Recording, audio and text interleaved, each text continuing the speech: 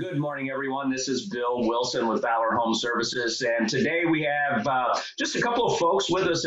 We got about a half hour to spend with you guys, let you get back to hopefully a great weekend. And we just want to talk to you about a few things. So let's go around and maybe introduce everyone that we've got with us this morning. Let's start with Ann. If you'd like to introduce yourself and your company, what you do. Hey, good morning. Ann here from Capozzi Design Group. I'm located in Chagrin Falls, Ohio, and we're a complete design build firm located just outside of Cleveland in a beautiful suburb of Chagrin Falls. So we are a complete design build firm. I'm a certified kitchen designer through the National Kitchen and Bath Association, as well as CAP certified and CLIP certification for universal design and aging in place. So thanks for having me today. Yeah, great. And we have some folks from the great state of Texas with us this morning. Guys, go ahead and introduce yourself. Well, I'm Robin Burrell, and I'm married to the handsome guy here next to me named Rob Matthews, and I am a registered interior designer with the state of Texas. I am also CAP certified, and I have passed my NCIDQ exam, which is an international interior design exam. We are located in a suburb of Fort Worth called Keller, Texas. And this is actually where Rob graduated from high school. So we came back home, and we are a complete design build firm that also has handyman and interior design services. Our company name is Signature Home Services. And I'll turn it over to handsome Rob, who handles the production side and the construction for our company. My name's Rob Matthews. I'm the president of Signature Home Services. We've been in business now for just over 25 years. Robin said I grew up in this area after spending some time in the Marine Corps, came back home and been here ever since. And we love what we do. I handle the production side. Robin handles more the design side of projects. And we look forward to these classes, and so we can share what we've learned over the years with everyone else. And our time with Bill and Ann, too. Yeah. Well, great. Well, I am Bill Wilson with Valor Home Services, and I come from the state of Illinois. We're just over across the river from the St. Louis, Missouri side of things here in the Midwest. And we perform all types of flooring projects, hardwood refinishing. We are experts in those fields, and we are learning from Rob and Robin on handyman. So we now offer handyman services as well. And with that, I have just one of these days, folks, we're going to have to really understand what all of those initials are that you've worked so hard for, and maybe have a show on what all that means and why those things are important to our listeners and so forth. So we'll do that at another show. But let's get started with probably a broad topic and talking about countertops. One of our listeners wanted to know really what the differences are in countertops, which are better styles, different types of products and styles and materials, I guess, and how that all fits into an overall kitchen remodeling. So let's start with Robin and Rob on that. You guys work with a lot. I know Ann does as well. Let's start with from a design standpoint. Guys, what does that mean, and how should our listeners be looking at those things? Both looked at each other. Well, let's start back, and Ann, you can probably chime in here. Let's start back 20 years ago, just coming into this century in 2000. There were very, very few homes that had anything other than laminate countertops. Corian. Corian was expensive. That was high end. I mean, And so, of course, when we first started in business, most of the countertops were laminate. That is going to be your least expensive in the kitchen. You really wouldn't want to use that in the bathroom. Cultured marble is going to be your least expensive in the bathroom.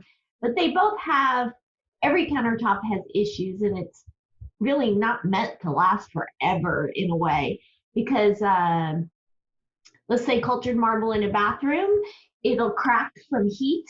And back then, people used a lot of abrasives, Comet, bleach, and it would eat at cultured marble. So you'd see a lot of those that were cracked. In the kitchen, you'd have a lot of problems with laminate because water would get up under the seams, and then because laminate is nothing but pieces of paper that have just been pressed together, with a top structure, and water would seep in there, and then you get where it was seamed, it would start to raise or around the sink. Delamination. Right. But laminate countertops are probably the easiest to self-manufacture, because you can go into Home Depot or Lowe's and just buy one. I know we used to buy sheets and you used to install it yourself. Mm-hmm. Yep. And so, but laminate has come a long way, and they have lots of different uses now, not just for countertops, but they make great kind of solid surfaces for backsplashes even. But then we move into our natural stones. And Anne, you can probably attest to this. The stones that people could afford back in the 2000s, they're ripping out now because those are the builder grade. That's absolutely the case. And it's funny, you talk about laminate counters, and it takes me back to the days when I worked with my dad at the cabinet shop. We manufactured a lot of laminate cabinetry and countertops back in the day at the cabinet shop. So very interesting how far things have come, as you said. And certainly the stone, if you remember, there were probably 3 or 4 colors that there really were to choose from back in the day when granite first started, right? You Baltic had like brown, black Baltic brown was one. absolute, and black Uba absolute, tuba. Uba tuba, Beret black butterfly. absolute, Baltic brown, and maybe Giallo Venziano. Did you have that? Or Santa Cecilia. it was called Giallo Ornamental here. Yeah. Yeah. Okay. All right. That's so funny. So yeah, back in the day, those were the real handful of stones that were available. And it really was a big deal when things moved out of that laminate and even Corian realm, because there was a time, as Robin said, where there was this transition from laminate to Corian, where that was the high end, and then moving into the granites when there were a handful of granites, and they all seemed so exotic at the time. And as Robin said, today we are tearing them out. There's such a range today in availability of materials, and granite really ranges in price based on availability, based on its hardness, right? What it's composed of, where it's coming from, and it really ranges really from an A to a Z, right? So from that real common A category, kind of the big box and the granites and the names that we're talking about, all the way to a Z, where you really have these, really they're precious, they're almost precious in a precious stone category. So really interesting when you're talking about granites. And I would love to hear a little bit insight from Rob and Robin on, they actually were able to visit granites quarry, weren't you, in Italy? Was it the Granite Quarry? It was the International Marble Show. And Okay. so we got to see the big slabs, and it was everything from granite to marble to even quartz products. But it's interesting that you say A to Z. So when you go shopping there in Ohio for granite, do they give you A to Z as the range as far as like price goes? Yes. Okay, and Bill, what do they do there in Illinois? Pretty much the same. It's kind of interesting. I stayed out of that conversation because you guys were flowing real well, but those same names are the same names we went through here. And obviously from a flooring standpoint, we did a lot of flooring and fireplace surrounds using those exact same marble and granite names. It's amazing. Obviously, United States is not known for those. Those are all imported products, right? So yeah, it's real interesting. But we have the same type of grading and value system here. A to Z is really what it is. I don't know if we really go that far, but usually it's a A to F for sure. The reason why I ask that is because here we don't do that. Here it is like they do it by 1, 2, 3. Like it used to be 3 was super high level, and now they'll give you that, and then once you get up to the quartz, anything that's over say $100 a square foot, that's going to be considered an exotic. So yeah, Wow. they don't, it's interesting that they rate them differently. But I will say for homeowners that are listening, we hear all the time that they get very frustrated when they go in because most warehouses that sell slabs don't give prices out to homeowners. And they'll just tell them that it's like a low, medium, high, exotic. That's most of the time what we get here when I go out with our clients. Now, I am able to ask, the warehouse, Arizona tile, Dow tiles, stone selection, whatever. I can go in and say, okay, is this near Typhoon Bordeaux or is this near Taj Mahal? And they'll be able to tell me that way. And then that way I know where the pricing's going to fall. So for homeowners that are going out to shop, you need to talk to your fabricator first and find out where the prices are going to fall with the selection, and also need to ask which warehouse is going to be your best buy, because they all, and I'm sure it's that way with y'all where you live. For me, right now, Arizona tile, Dow tile here in our area is going to be lower price than the stone collection. Or some of the other ones, like Walker Zanger is going to be higher, Cosentino is going to be higher. So, or any name brand like Cambria is going to be higher. So that's one thing, to keep in mind when you're out shopping by yourself or just looking. And they also won't sell it direct to you. You do have to have a fabricator. So I would suggest doing your due diligence first on who you're going to use for fabrication before you go into a warehouse to make a slab selection. And here in Cleveland, we do things really differently. Our clients work directly with us and not with fabricator. So we're actually making sure that when we're selecting the stone, I know that there are the best fabricators depending on the material we're using. In some cases, I'm sure you have found that as well. So we really want to make sure as professionals that we're really handling that from the very beginning. We may send them to a selection center where they're selecting stone, and then we're looking at options for fabricators based on what that material is, and as you said, the pricing and really what makes most sense based on the project and the scope. And I will say too, sorry about that, Bill. To Ann's point, we work with our clients on that too, but I hear when I go in with my clients, other people in these places shopping, and they're very, very frustrated because they won't be given that information. And so I think it's kind of a misconception that most people think they can just go in and shop and find out pricing and I guess they're doing their due diligence. So, and I understand that can be frustrating, but yes, we do handle that for our clients as well, like Ann does. And I have a kind of a transition here to edges. How do you both kind of work with clients on edging and edges and how that all works into not only maybe the selection process, but the overall finished project, not only price, but design? I'm real interested in knowing that part of it. I think a lot of it depends on how the countertop is finished. If it is a brushed finish, you definitely don't want to come in with a bullnose, demi bullnose or a full bullnose. Matter of fact, it's been probably 10 years since we've done either one of those.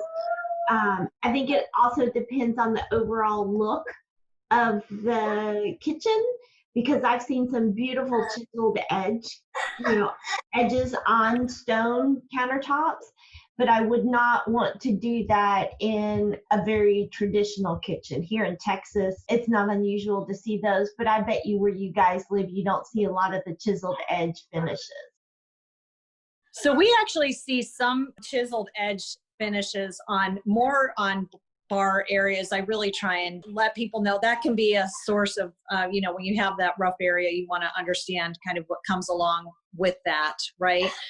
I find here we have samples, we show our clients, and as Robin said, I think so much of it just depends on the style of the kitchen, because we're now not only seeing, I think, more than changing edges. I'm sure Robin's seeing this too. We're actually changing the thickness of the countertop. So standard's 3 cm, right? And we're doing some 2 cm in very contemporary spaces. And depending on the material, that's what's readily available, and that's really what it's made for. And then we have some projects where we're going with a 4 cm top. Again, so much of it depends on the look. So more than the edge profiles, do you see that same thing, Robin? I mean, I think the simple square edge is what we're doing most of the time, but we are seeing those differences in thicknesses. We'll take a trip down memory lane again. So back in 2000, I guess the early 2000s when I first started working with Rob, then everybody that was wanting some type of natural stone, we went with a 2 cm because that was the least expensive. And then we would always laminate the edges to make it look like a thicker countertop, because back then you didn't have a lot of 3 cm product like you do now. And so, like Ann said, we're kind of backtracking a little bit because now we're getting into the super thin porcelain countertops. And like granite and quartz were 15 years ago, that's really at the highest level. And it's very hard to find anybody to fabricate those. And fabrication is much more for that product too. But again, we're behind the times because porcelain is very popular over in Europe. When we were at the International Marble Show last fall, we saw lots of porcelain countertops. So the US is just a little bit slow, and I think Texas is even slower because we just like our natural stone here, and we are doing more and more quartzite versus granite or quartz. Mm-hmm. Yeah, we're seeing the same thing with the quartzite, which is beautiful. And more expensive, a lot more. It is a lot more expensive. And maintenance. Yes, and there is some maintenance with the quartz, more maintenance with the quartzite, similar to a marble. Yeah, absolutely. Rob, let me ask you maybe to kind of take us through the preparation and what you have to do to get ready for a countertop installation, and maybe transition now into that. And then we can maybe wrap up with some maintenance and so forth. But tell me, from a build standpoint of view, what do you have to do and some of the challenges you face with the different types of countertops? I guess existing cabinets. Yeah, well, you can break that into, we're doing a kitchen facelift where we're just replacing the existing countertops and backsplash tile and maybe painting the cabinets, and the existing cabinets are staying there. Are we putting in new cabinets? Either way, just like with anything that you do, the preparation is key. When you build a house, if the framing's not right, it's going to cause problems for the drywallers, and that's going to cause problems with the trim carpenters putting up the crown molding if nothing's square.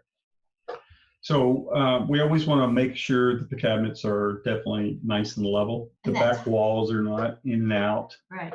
If it is going to be a kitchen update where the existing cabinets are staying, of course we'll put lasers on the cabinets, check for levelness. We'll level them there, maybe putting on shims or putting on additional pieces of wood on the back or the front to try to level those out. The other thing is, if you have wide areas like over a dishwasher where there's not just an open space, and that countertop has to span 2 feet or so, or over a knee space or a desk area where there's no support, where they had, say, a laminate countertop, where if they had laminate, you can get up there and walk on it and jump up and down on it. It's not going to hurt it.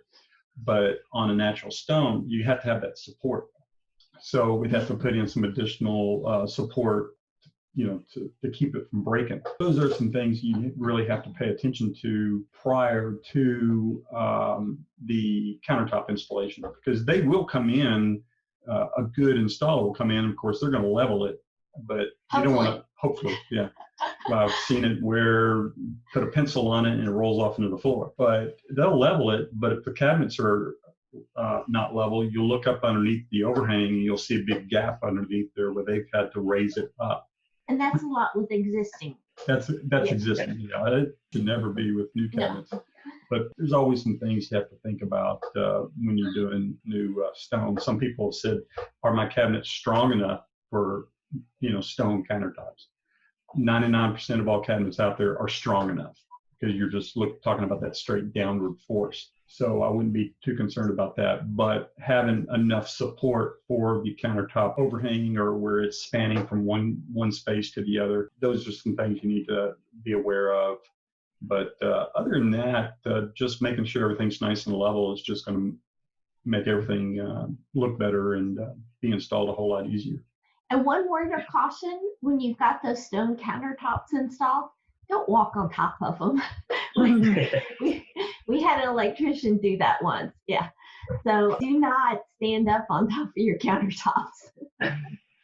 Robin, that's I'm sure you were making sure folks understood safety, but a quick question before we wrap things up here is thicknesses of existing maybe laminate or formica countertops versus stone. What considerations do you have to do? We do a lot of backsplashes, right? So we come in and a lot of times the walls are finished for us, but what kind of thicknesses, what kind of consideration do you have to worry about with switches, garbage disposal switches or electrical outlets and things like that? Do those typically need to be moved and some work done on the drywall, Rob? Or what do you run into on that? Well, typically on let's say if they did have a laminate countertop, it's probably 3/4 of an inch thick, or 2 cm, if you will. If we're going to go with a new stone countertop, it's going to be 1.25 inches or so. Depending on backsplashes, if you want that outlet directly in the middle, from the backsplash up to the bottom of the upper cabinet, if you want that outlet right in the middle, yeah, you probably are going to have to raise it. Definitely in bathrooms where we're putting in those countertops and already those outlets, those sides, the side outlets on each side of the sink are almost touching the backsplash. You're either going to have to raise them up, or you're going to have to take them and turn them horizontally to get that additional space for that thicker countertop. The other thing you have to be concerned about is, and I've seen this before, people will have new countertops put in the kitchen, and now all of a sudden their coffee pot or microwave or whatever that they have slid underneath that cabinet no longer fits, because all of a sudden it just barely fit underneath the old upper cabinet. Now everything's been raised an inch, or 3/4 of an inch or so. So now it doesn't fit. So you have to keep that in mind also. So there are some things you have to think about ahead of time that may need to be addressed, and it may be something you just can't do anything about. Yeah, sounds great. Before we wrap up, let me just ask, did we leave anything out for folks that are considering, I know we've got to talk about maintenance, and I'll wrap up the final question with maintenance, but is there anything else that homeowners need to be considering when they're looking at a new facelift, or even a complete new remodel of a kitchen when they're looking at countertops? I mean, we talked about where they need to start with the fabricator, and then looking at how that's going to design and work with it. Is there anything we've forgotten to mention? I'll leave that up to either Ann or Robin. I'm just laughing because I'll just leave it up to Ann, because I think, in my opinion, this is like a whole nother conversation. It is. I agree with that. I agree with that. There's so much going to countertops. There is. There's a lot. Well, I'll tell you what. So with that being said, obviously you guys are going to be able to leave your information if folks have questions about countertops and want to have that conversation. And let's if we can maybe wrap up with just some general maintenance on the different types of products people might have for countertops. How should they take care of them on a day-to-day basis? It's really important that before you wipe your countertop down with anything, you look at the back of the bottle and you consult with what the manufacturer is recommending. Many people today are cleaning with vinegars and what have you, and you just really want to make sure that you consult with what's recommended for the specific countertop. Because if you get into products with ammonia in it, you're going to really have problems. So you really want to consult, because again, as Robin said, this could go into a lot of different areas when it comes to talking about countertops. So we really believe in just, you want to use something that is, I do like green products, and I look for products that are made specifically for the type of countertop, whether it's, you know, a quartz composite countertop, which is what we see most common, that and granite for the most part, they can be cleaned with something that is non-toxic, but you really want to look and make sure with the manufacturer. What do you have to add, Robin? Anything? Well, I think in our current environment of being really careful with the transfer of germs, you've got to realize that bleaches, you know, like Ann said, vinegars, those are going to etch your surfaces and are super bad for any type of countertop. Just like plumbing fixtures, countertops, pretty much whatever you're going to wash your hands with. You know how they say to sing happy birthday while you're washing your hands. The countertops are the same way. Pretty much just soap and water is going to do good for countertops to clean them. And a lot of people feel that germs and all can reside in the countertop. Not so much, but you know, you do need to clean it, especially after chicken or dealing with raw meats. But again, just using soap and water and making sure that you read that label and seeing that that label says it's safe for your countertop, that is going to clean your countertop. Yeah, keep it simple. Yes. Keep it simple. And realize that vinegar is an acid. Correct. Even like Bill mentioned last week, that people have used vinegar on their floors for years, and that vinegar is an acid and it will eat away over time. So yeah, absolutely. Well, hey guys, that's about our half hour, right? It goes by really quick on a Saturday morning. So let's, you know, you talk about a conversation. Let's tell folks how they can get in touch with us if they do want to have a conversation about any of the services or products we offer. And Ann, I'll start with you. Sure. Thanks again for having me. It was a great conversation as usual. So thank you for that. And at Capozzi Design Group, you can find us on social media as well as capozzidesignGroup.com. And we are here and happy to answer any questions that you might have. We're here in the showroom Monday through Saturday, and you can always reach out by phone at 440-247-9496. And I hope you all enjoy the beautiful summer weather. Great. And from Keller, Texas, how do we get in touch with you folks? So Robin Burrell or Rob Matthews, we're both, Rob's on Facebook, I'm on all the social channels. You can also reach us at signaturehomeservices.com and at 817-753-6668. And yes, we hope that everybody is definitely enjoying, you know, this summer weekend, the last weekend in May. I can't believe Monday is June. And for the next 2 Saturdays, Rob and I will not be on live. We are actually going to take a family vacation, and we're very excited.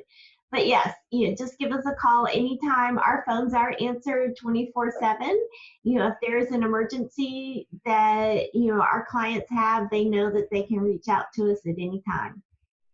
Fantastic. And again, my name's Bill Wilson. I'm with Valor Home Services, and you can reach me at 618-632-4590. Or if you have, if you want to use an 833 number, you can reach us at 833-FLOOR-ME. That's FLOOR me.